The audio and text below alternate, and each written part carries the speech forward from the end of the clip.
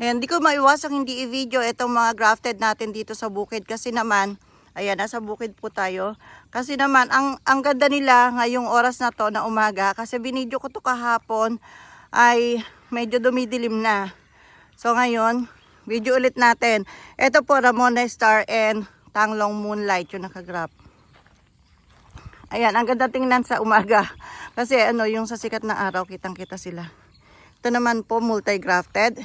And then, ito rin pong malaki na to ay multi-grafted din siya. Ayan. Ang ganda kasi parang yung light yellow ni Tima. Yung Tima po kasi niya na nakagrap sa kanya ay Tima yellow. Kita nyo yung pagiging light nung yellow niya. Yan. Ano po siya, multi-grap. Pero ang ganda. Ito naman po yung RS ang nagdala. Itong isang to, RS ang nagdala. Sana gumanda rin. Ito naman po mataas na to, variegated King Opal din and Flame Red. And this one naman po ay mga top rare na varieties po na small bracts. Ayan. And this one po ay variegated Flame Red, King Opal, and Vera Orange na variegated. And this one naman po ay splash. Ordinary variety natin, hindi ko na pinagrap kasi gandang-ganda ko sa splash eh. Yung mother plant ko na splash, parang mamamatay doon sa na-damage siya nung tag-ulan, nung bumagyo. So, ayan. Ang ganda niya kasi, ang ganda ng bulaklak niya, oh. Ganda ng mga bulaklak. Masipag mamulaklak sa splash. And then, ito naman po ay multi-grafted. Ayan, naalagaan ng trim. Kaya, ayan, ang ganda niya. Nakatumpok yung mga bulaklak niya o iba-ibang kulay. Ayan. And this one naman po, RS na to, hindi pa nagagrap. Napakalaki na niya at sumobra na siya, na-over na siya sa edad niya na dapat sana nagrap na. Ayan, napadami yung RS ko. Ang dami pang hindi nagagrap. Ito naman po ay mataas na golden picture. Ayan. My very first ever variety na gustong-gusto ko na ngayon ay may giant na ako. And ito ang ganda ng RS, mga topper din po yung nakagrap dyan. Kita nyo, natanaw nyo ba mga golden leaf? Ayan, golden. Ito naman po ay Pink Panther Taiwan. Yan, kinukuha na natin ang sanga. Then ito naman po, multi-grap din siya, pero hindi ko natitrim pa. Kaya ganyan pa siya, sabog-sabog. Pag natrim yan, tutumpok din yan. Ito naman po ay mga mahara na ginawa ko pong mother plant. Ayan, mga mahara siya. Iba-ibang klase ng mahara, variety ng mahara. So yan po yung mga grafted dito sa bukid na malalaki na lagi kong tinatanaw. Hinilera namin po dyan. Oh. Ayan, nakahilera dyan. So kung hindi po ito mabibili, pan-display ko na lang dito. Kung gusto nyo naman pong bilhin, tutukan nyo na po ng elf or ng truck. Tutukan nyo na po at pag nag-take all ka po ay sa murang halaga mo lang to makukuha. Sa iba po pagka tiningnan nyo sa ibang garden yung malalaking ganito sobrang malalaki rin ang presyo. Ako po hindi naman ganun kalaki magpresyo lalo na kung marami kang kukunin mag-e-enjoy ka na sa presyo ko. Ito naman po yung naalagaan din natin ng trim.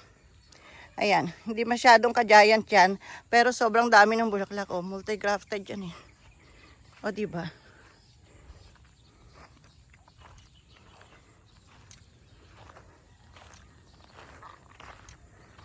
So, ayan. Yung mga grafted dito sa bukid. Ito yung ano ko sobrang malaki na hindi na mabubuhat. Ayan. Pero pag tinutukan na mo ng forklift yan, walang pupuntahan dyan para hindi mabuhat. So, ayan po si Royal Garden na pwesto. Ayan yung kanyang mga signboard. Kasama niya, meron na rin po kaming Crayfish Master and Cafe Bella. Ayan.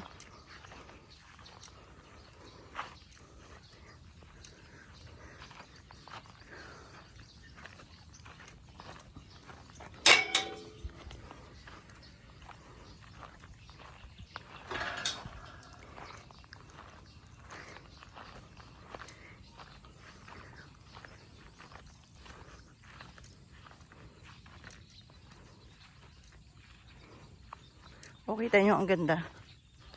Ang ganda-ganda niya. Ayan, marami pa tayong nakagrap dito na hindi pa nabubuksan yung iba. Then ito pa yung isa nating mataas. Hindi ko alam kung mabubuhat pa to. Hindi na natin bebenta to kasi matagal na dito to. Ang ganda naman niya. Parang siya yung bumubuhay dito sa lugar na to. At ang dami niyang bulaklak. Oh, grabe na. Grabeness. Ayan. So ito po yung mangga na puno na ng bulaklak. Mula nung nilagyan ko ng halaman sa puno, lagi nadidilig. Ngayon, parang nag-enjoy siya. Napuno siya ng bulaklak. Ganun pala yung mangga. Para ring halaman, kahit ang laki-laki na niya, di pa niya kayang mabuhay mag-isa. Kailangan mo pa rin siyang diligan para gumanda. Umaamoy bulaklak. So ito po yung, ang ganda ng place na to. Ito po yung pwesto ng Cafe Bella. Inayusan lang po, dinalang ko lang ng mga mabubulaklak na mother plant ko. Tapos pinapinturahan ko yung paso. Ayun na, gumanda na siya.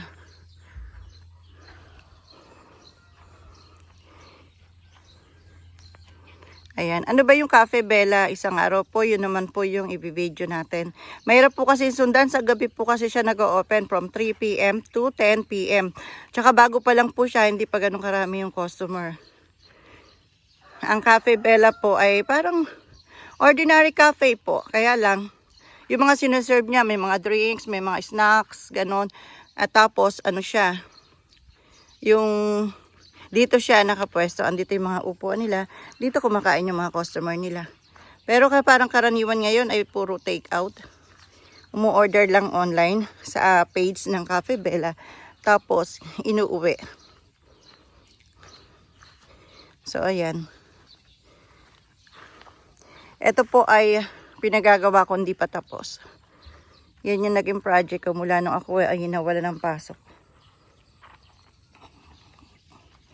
Ang ganda ng mga rose ko, no? Para may rose ako everyday, oh. O, diba? Namulaklak na. Ay, bubungka na yung bulaklak. Nabili ko nang may mga buds yan.